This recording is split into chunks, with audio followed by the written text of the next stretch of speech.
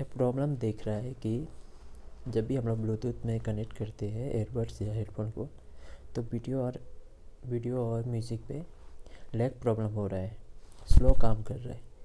इसके लिए आप सेटिंग्स में आइए। सेटिंग्स में जाने के बाद आप ऐप्स में आइए।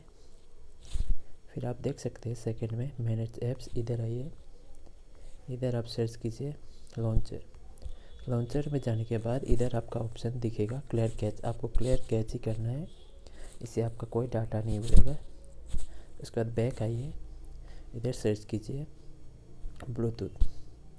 ब्लूटूथ में जाने के बाद क्लियर कैच कर दीजिए और क्लियर कैच करने के बाद आप क्लियर ऑल डाटा कर दीजिए, इससे भी आपका कोई डाटा नहीं जाएगा। इसका बैक आने के बाद अगर आपका फ़ोन मेमोरी फुल है तो उसको आप कुछ खाली कीजिए, जो नेसेसरी है उसको रखिए आप, और उसके बाद आप फ़ोन को रिबूट कर लीजिए। इससे आपका प्रॉब्लम सॉल्व हो जाएगा।